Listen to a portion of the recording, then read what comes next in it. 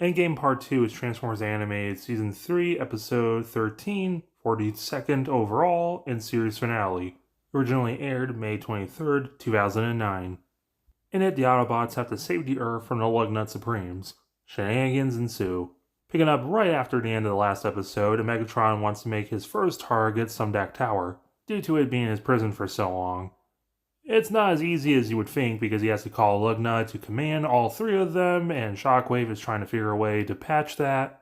So Team Optimus has to figure a way to stop them, but he's still not confident with flying. If I couldn't handle Starscream's Fembot clone, what makes you think I can take out 3 Omega Supremes? Okay, so this confirms that Slipstream looks different from the other clones, but she's still Starscream color because Swindle couldn't tell Ramjet or Sunstorm apart. Either way, there was a deleted scene here where they tried calling Sentinel for backup, but he's still mad about Jazz going AWOL and he still wants the hammer. I mean, I always kind of assumed that was the case, plus the emergency situation, they couldn't think of calling them, but whatever. Jazz also has a jetpack, making Optimus a little more confident with it. Sorry does too, but she's gonna go with the others, transforming with an over-the-top anime transformation out. Except Jazz, because they never animated one for him. So Optimus tries using the hammer, but it's easier said than done. Ratchet tells Jazz to get the civilians to Sumdac Tower, despite the fact they know it's being targeted.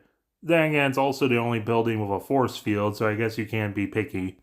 Plus, it also has a bridge that can teleport to the moon to save Omega. Optimus is getting a better handle of this and casts Tornado, hitting the Lugnut Supremes with a blue blast effect. It's so effective, it knocks them all the way to Dinobot Island. I like that one's eyes is going all squinty. So one swing from the Magnus Hammer completely downs one and damages the other two to not be able to transform. Lugnut! This field test has been a complete failure. This is only 5 minutes into a 23-minute episode. Also, Dinobot Island is surprisingly close to Detroit. The others make it to the bridge and Sari hugs Isaac for being a good dad, but she also knows that she has to go to the moon. She just got a feeling, Kay thinks bye. Meanwhile, Starscream puts himself together and flies to Earth, just as the others arrive, quickly finding RC, but it's a trap. Then we cut to Megatron, anime transformation. Then we cut back to the moon and them struggling with Shockwave, just for us to go back to Earth with Optimus now having to deal with Megatron.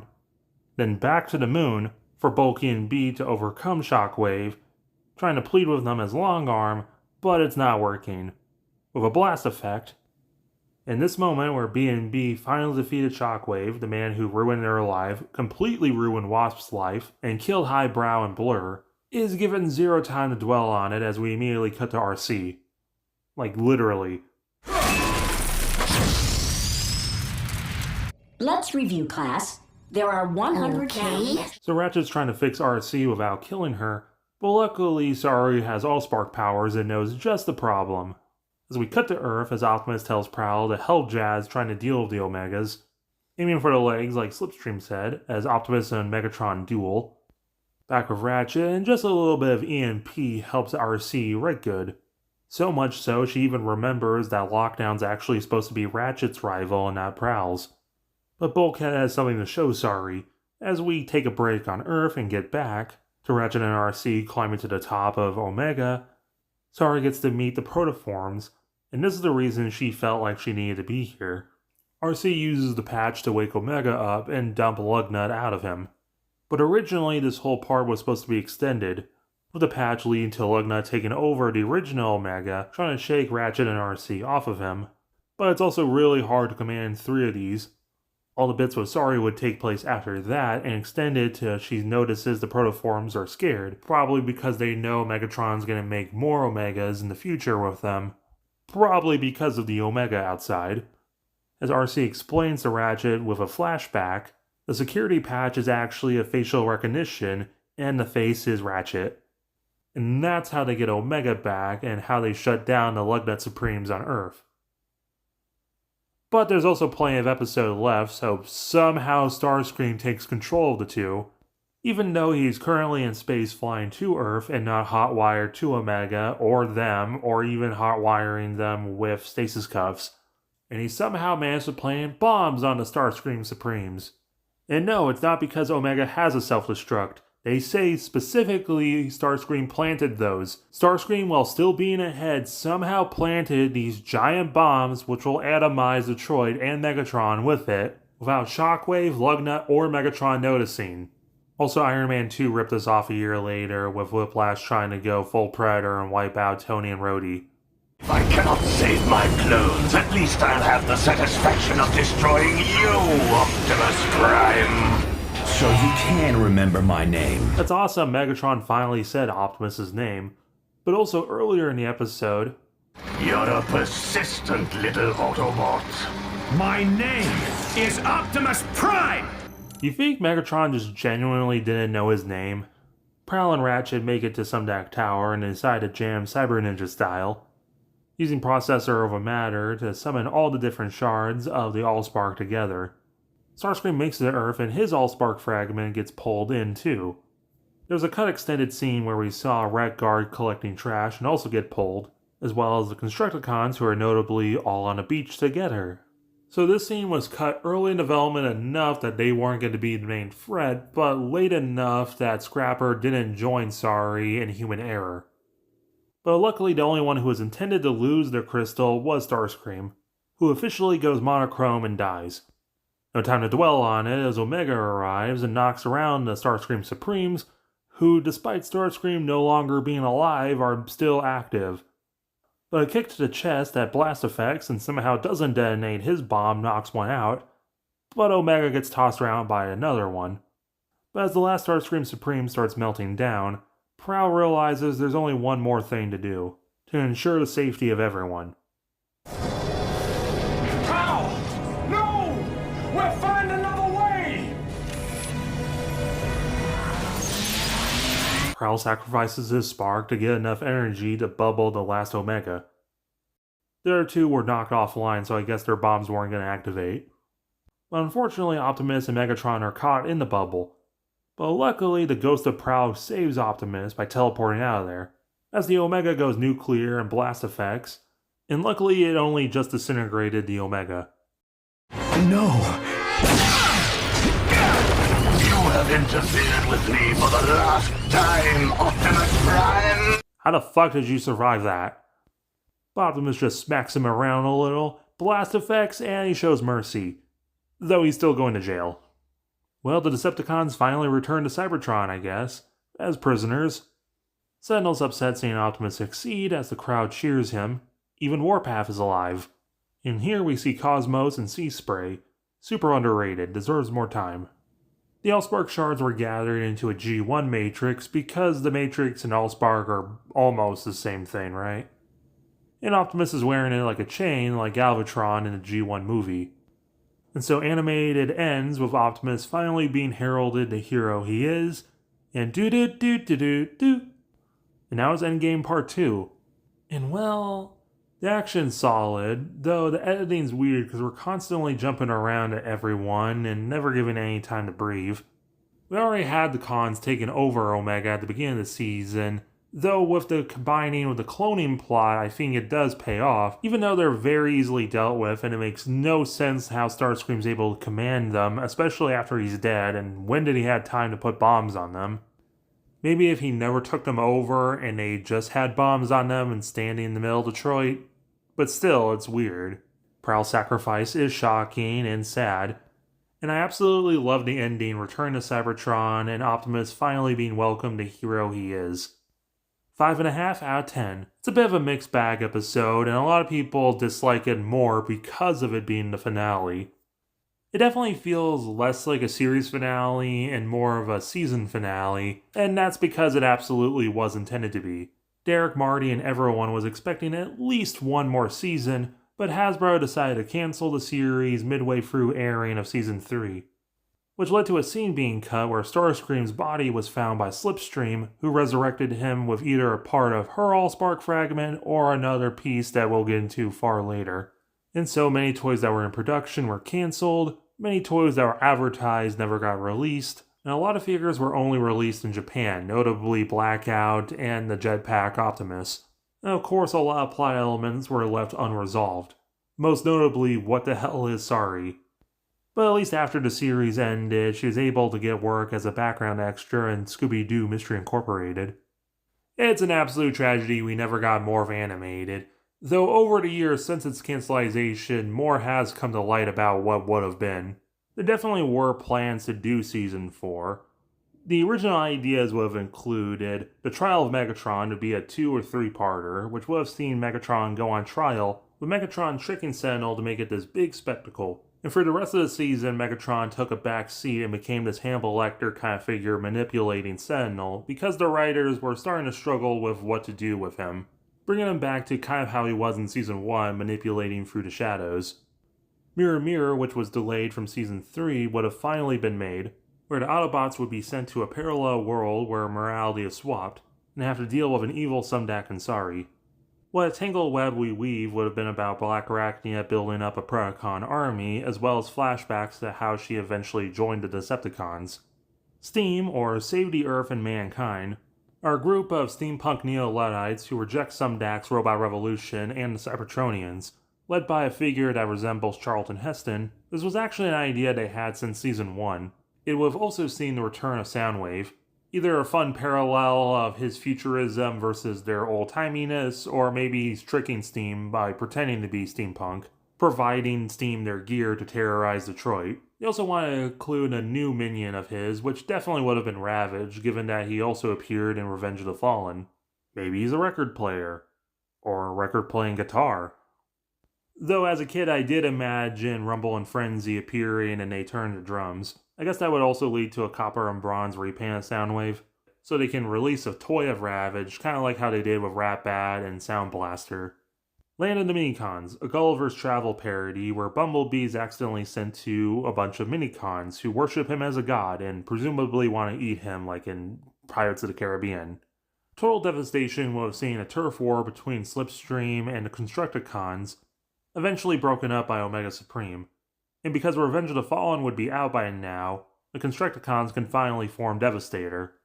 Of course they wanted to include new members, but other than jokingly saying Skipjack, they never actually considered who the new members would have been, other than everyone knew instead of Long Haul, it would have been Bulkhead, who definitely would have been possessed due to Dirt Boss's drill, and this would have finally led to the Constructicons getting their own toys, and presumably a separate figure that can actually combine. And with Dirt Boss becoming a headmaster, I feel like this eventually inspired when Prowl became the head of Devastator in IDW. Derek also really wanted to include more Dinobots, which probably would have been placed here, like Sludge and Slug. Along with the G1 references, Derek also wanted to include a reference to Dinobot from Beast Wars as an honorable raptor. Most likely they would have called him Slash, kind of like in Age of Extinction. That would have been real crazy if they made him a woman. Possible Volcanicus? No way. At this time, Hasbro was uninterested in even making combiner toys. And they were really dragging their feet to even allow Devastator. So even with him being in the movie, this probably would have been the episode that would have been axed. Followed by Bumble Prime, which was also delayed from Season 3, which would have seen introduction of the Time Trucker, a mysterious entity that sends Bumblebee to a future where he sees that he's got a massive glow-up. And now he has to lead the Autobots against Galvatron, who's taken over Cybertron and made it look like Gobatron. While at the same time, Black Arachnia leads an army of Predacons against them. This would eventually be turned into a comic by King Carlisle. It came from Cybertron! The group finds mysterious crop circles, eventually revealed to be made by Cosmo, who delivers an urgent warning to the Autobots. Presumably it would have already passed for comedy, given that Cosmos also suffered amnesia and became a UFO because he saw a cheesy B-movie. How you gonna keep them down on the Energon farm? Bulkhead decides to leave for a while because Optimus and Sentinel are politicking who will be the next Magnus. He heads back to his home farm where Jetfire and Storm also go with him, but of course we need a plot so they get attacked by Team Char. Another Time Trucker episode, this time Optimus sees Arachnus Prime, the what-if timeline where Optimus fell behind and became a spider person while Alita went on to lead a team of Autobots. I assume in this timeline Ratchet and Prowl are the same, but just to be different, Wasp and Ironhide join them. Now, Bumble Prime became this big thing in the fandom because of the Keen Carlisle and Marty Eisenberg comic, but I actually think Arachnus Prime is a little bit more interesting because it is the what if Alita didn't fall behind, and you can mine a lot of sympathy from Black Arachnia because of it.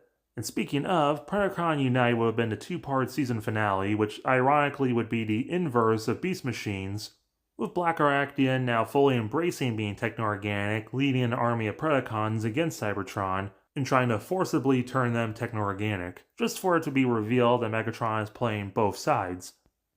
They never fully came up with which Predacons they would use, but there was a Bacon mock-up of Inferno and Antagony with the Waspinator mold, and Black Arachnia and her Beast Wars color scheme, which would have finally given her a Predacon symbol. They later actually did do this figure way later for Japan.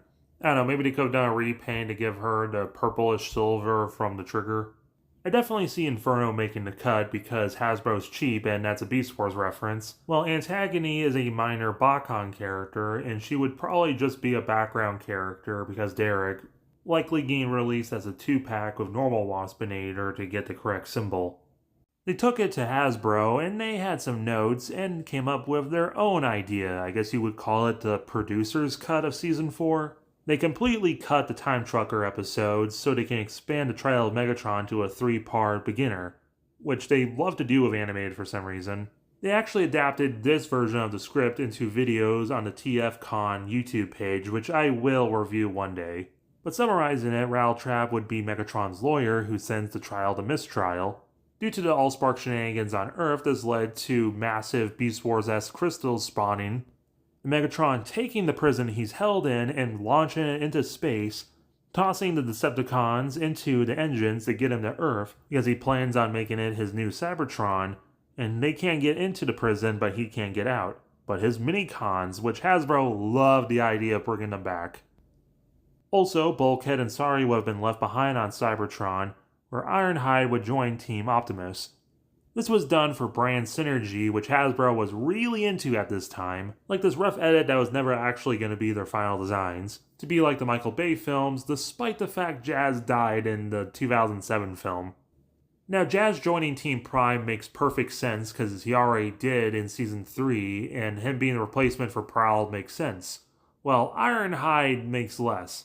Even with him being Sentinel's man on the inside of Team Optimus, it just feels kind of odd replacing a main character with just an interesting background character, like replacing Gus from the Owl House with Eileen, or Applejack with Colgate, Minette, I don't know what those are, haha.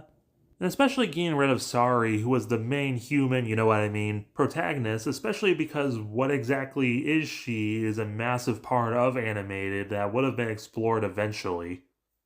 Of course, they eventually did design an Earth mode for Ironhide that wasn't just a repaint of Sentinel, featuring a retractable windscreen to protect his face and his Bayverse arm cannons.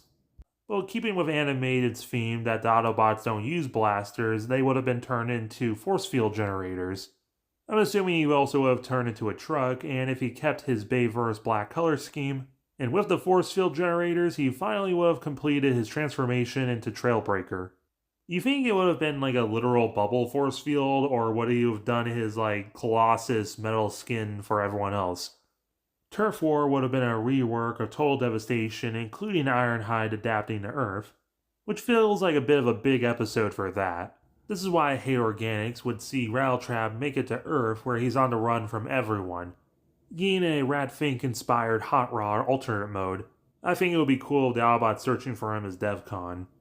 And of course, the Decepticons looking for him are the Decepticon Heir plus Shockwave. Presumably, we would also see a dynamic between Shockwave and Lugnut, where Shockwave wants Rattletrap to break them into the prison where Megatron is so he can kill both of them, where Lugnut is still ride or die for Megatron and just wants to break in and not kill Megatron as well, with the comedy of Ramjet, Sunstorm, and Blitzwing behind them.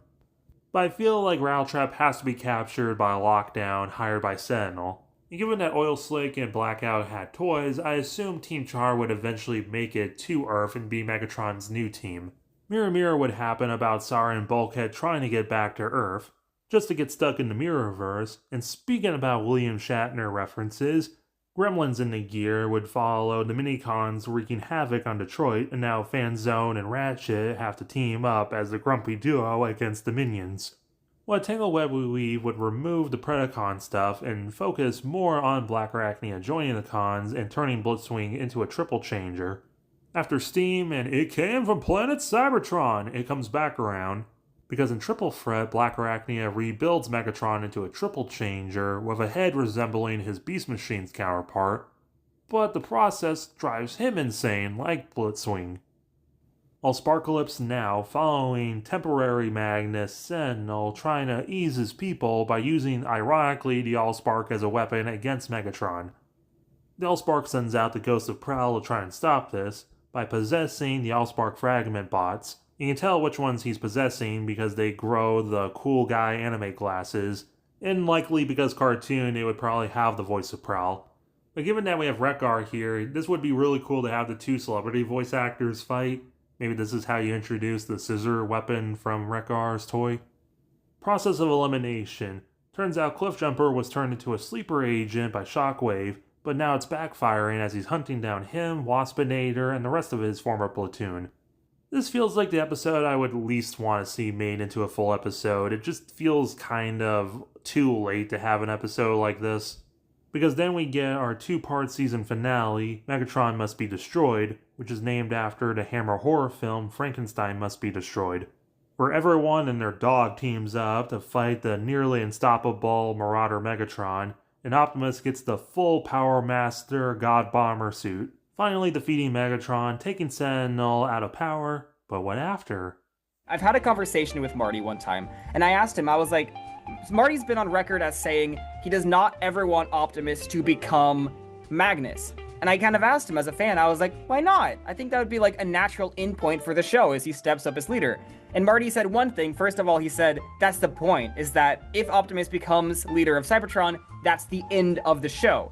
Marty is very much a the adventure continues perpetually type of writer. He doesn't like definitive endings. But he also said to me that if Optimus were to step up and be the leader of Cybertron, it would not be as Magnus, it would be as Optimus Prime. Because the title of Magnus is tainted. The Elite Guard is very intentionally this corrupt, decrepit organization, and it's not Optimus's job to fix that broken system.